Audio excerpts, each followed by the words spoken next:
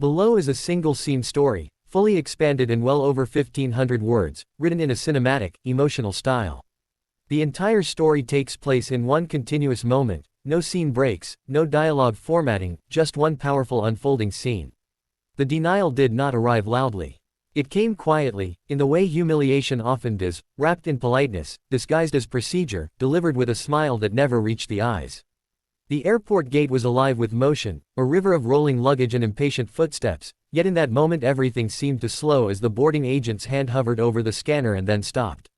The woman standing before the counter had already extended her boarding pass, her posture calm, her expression composed, the kind of stillness that comes from years of learning not to react too quickly.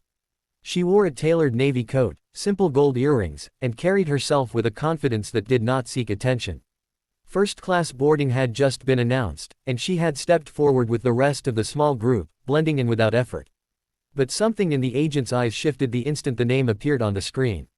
There was a pause, too long to be accidental. The agent's fingers tapped the keyboard once, twice, then stopped again.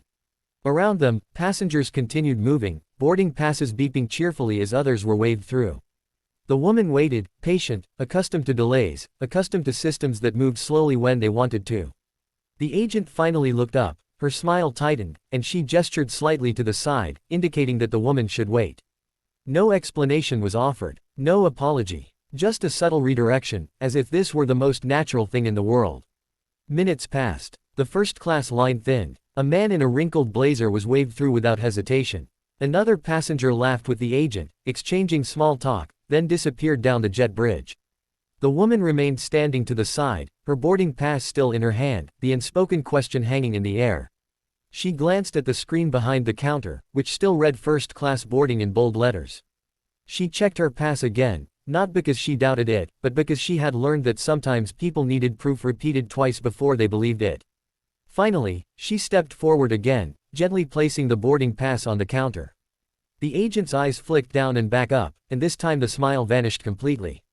The agent said something brief, something rehearsed, something about a seat reassignment, and a system issue, her tone clipped and final. The woman listened without interrupting, her face unreadable. Around them, a few nearby passengers slowed, sensing tension the way animals sense a change in weather. A man behind her frowned. A woman clutched her purse a little tighter. The agent slid the boarding pass back across the counter, not meeting the woman's eyes. The implication was clear: step aside, you do not belong here. The woman did not raise her voice. She did not argue. She simply stood there, absorbing the weight of the moment, the familiar sting of being quietly told no, of being reminded that credentials and tickets and achievements sometimes mattered less than perception.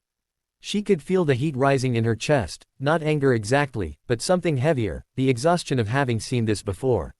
She stepped aside once more, this time fully out of the boarding lane, and watched as the final first-class passengers were waved through.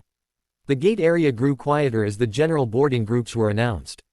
People glanced at her, some with curiosity, some with discomfort, some with indifference. She felt invisible and hyper-visible all at once, standing there with a first-class ticket that suddenly seemed theoretical.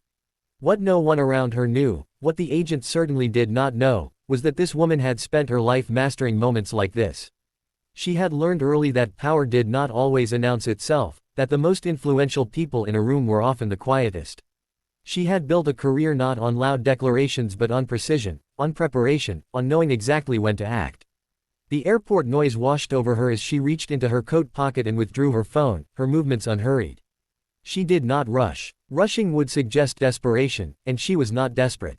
She scrolled calmly, thumb moving with practiced ease, and selected a contact saved simply under a first name. The phone rang once, then twice, then connected. She did not step away. She did not lower her voice. She spoke softly, efficiently, relaying facts without embellishment: the flight number, the gate, the boarding issue. Her expression remained composed, but her eyes were sharp now, focused. Whatever was being said on the other end caused her to nod once, slowly, as if confirming something she already knew. As she ended the call, the agent glanced up briefly, irritation flickering across her face at the sight of the woman still standing there. The general boarding announcement echoed overhead. A line began to form again, longer this time, messier.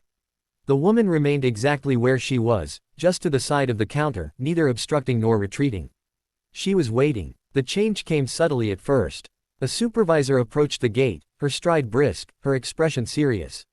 She leaned in toward the agent, speaking quietly but firmly, her eyes flicking between the screen and the woman standing nearby. The agent's posture stiffened. Her fingers hovered over the keyboard again, this time moving faster, more urgently. The supervisor straightened and turned fully toward the woman, her face now carefully neutral, professional. The surrounding passengers sensed a shift. Conversations paused. A few people leaned slightly closer, pretending to adjust bags or check phones while listening.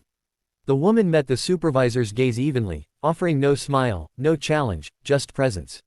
The supervisor gestured toward the counter, indicating that the woman should step forward. She did, placing her boarding pass down once more, the same piece of paper that had been dismissed minutes earlier now treated with new respect. The supervisor scanned the pass herself. Her expression changed, not dramatically, but enough. A subtle tightening around the eyes, a brief inhale. She glanced at the agent, then back at the woman. Something unspoken passed between them, a recalibration of assumptions. The supervisor nodded once, then turned to the agent and said something that caused the agent's face to flush, color rising quickly up her neck. The agent reprinted something, hands shaking just slightly, and slid a new boarding document across the counter.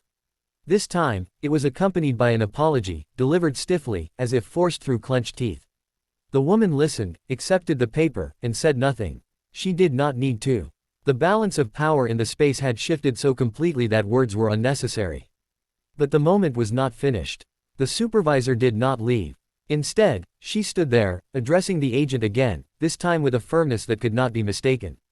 Other staff members had begun to notice, gathering subtly, pretending to busy themselves nearby.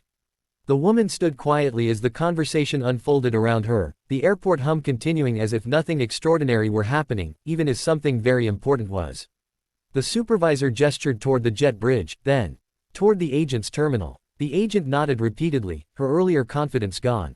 The supervisor then turned back to the woman, her tone now careful, respectful, offering assurances that went beyond the seat itself. The woman acknowledged them with a slight nod. She did not gloat. She did not smile. Vindication, for her, was not about triumph, it was about correction. As she finally walked down the jet bridge, first-class boarding long finished, the space seemed different. A few passengers avoided her gaze. Others watched her with something like awe. One woman offered a small, approving smile. The woman walked steadily, her heels clicking softly against the floor, each step measured. She took her seat without ceremony, placing her bag carefully in the overhead bin, smoothing her coat as she sat. Only then, as the aircraft door closed and the hum of the engines deepened, did she allow herself a quiet breath. Not relief, she had never doubted the outcome, but acknowledgement. Moments like these were never just about a seat. They were about being seen, about systems being forced to confront their own blind spots, about reminding the world that assumptions could be expensive. The plane taxied forward, and outside the window the airport lights blurred into lines of gold. The woman looked out, her reflection faintly visible in the glass, and allowed herself the smallest smile, not for what had been taken back, but for what had been demonstrated.